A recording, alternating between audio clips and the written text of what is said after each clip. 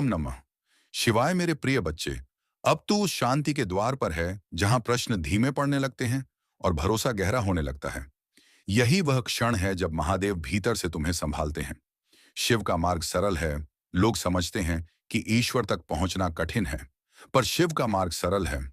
सत्य, संयम और करुणा। जो मन छल से मुक्त है वही शिव के सबसे निकट है।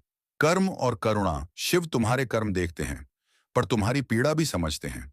वे दंड नहीं देते, वे दिशा देते हैं। गलतियां सीख बन जाएं तो वही मोक्ष का मार्ग बनती है। मन की अशांति क्यों आती है? मन तब अशांत होता है जब वह भविष्य में भटकता है या अतीत में अटका रहता है। शिव वर्तमान में है। जो वर्तमान में टिक गया वह शिव में टिक गया। भक्ति का सच्चा रूप भक्ति शब्दों की नहीं, भाव की भाषा है। जब तू बिना शर्त स्वीकार करता है, जब तू शिकायत छोड़ देता है, तभी भक्ति पूर्ण होती है। तेरी प्रार्थना कब सुनी जाती है? प्रार्थना तब सुनी जाती है जब वह मांग नहीं, समर्पण बन जाती है। दे दो से आगे बढ़कर जो उचित हो वही हो, कहने में ही शिव योग है। डमरू की सीख डमरू की हर ध्वनि कहती है, कुछ भी स्थायी नहीं है, इसलिए न दुख स्थायी है न संघर्ष। जो बदल रहा है वह आगे बढ़ रहा है। शिव और साहस। साहस डर का न होना नहीं, डर के साथ आगे बढ़ना है। शिव साहस देते हैं, हिम्मत नहीं छीनते। आज का शिव संदेश, आज तू ये स्मरण रख, तू जो भी है, जैसा भी है, स्वीकार्य है। महादेव तुझसे परिपूर्णता नहीं, सच्चाई चाहते हैं। AUM नमः शिवाय। हर हर महादेव। मेरे प्रिय बच्चे, अब तू उस अवस्था में प्रवेश कर रहा है जहां बाहर की आवाजें धीमी पड़ती हैं और भीतर की सच्चाई स्पष्ट होने लगती है। यही शिव की उपस्थिति है। ना दिखती है, न सुनाई देती है, पर सब कुछ बदल देती है। शिव और आत्म स्वीकृति। महादेव तुझे बदलने नहीं कहते, वे तुझे स्वीकार करने को कहते हैं। जिस दिन तू अपने दोषों से युद्ध बंद करेगा, उसी दिन तेरा विकास शुरू होगा। शिव कहते हैं, तू जैसा है वहीं से आगे बढ़। वैराग्य का सही अर्थ।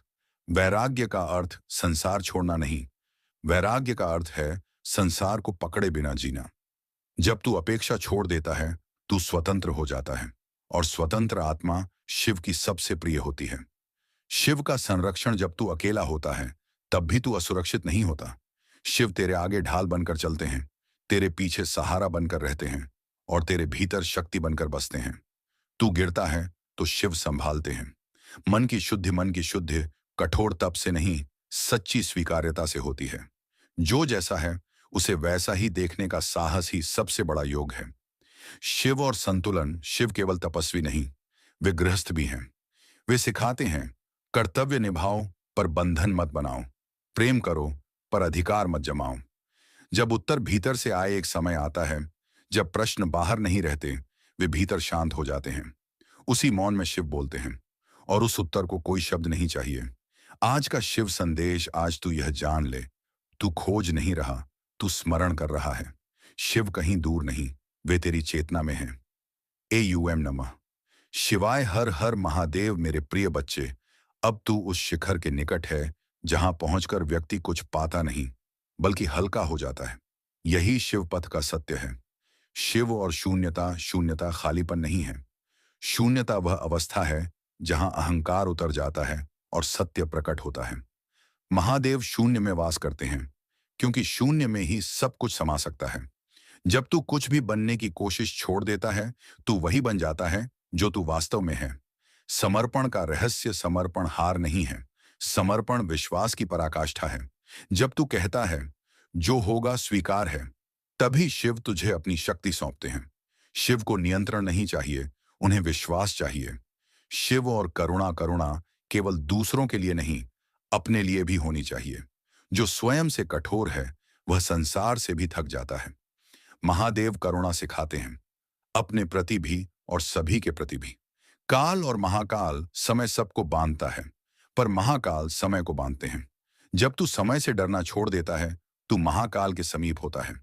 जो क्षण को जी लेता है वही अमर होता है। डमरू की अंतिम सीख। डमरू की ध्वनि ना आरंभ कहती है, ना अंत, वह लय कहती है। जीवन भी लय है। जो लय में चलना सीख गया वह संघर्ष से मुक्त हो गया। शिव और मौन भक्ति। हर भक्ति को शब्द नहीं चाहिए, कुछ भक्ति केवल मौन में पूरी होती है। जब तू बिना मांगे कृतज्ञ रहता है, तभी मौन भक्ति जन्म लेती है। आज का शिव संदेश, आज तू ये स्मरण रख। तू अलग नहीं है, तू अकेला नहीं है, तू अधूरा नहीं है। तू उसी चेतना का अंश है जिसे शिव कहा जाता है। AUM नमः शिवाय। हर हर महादेव।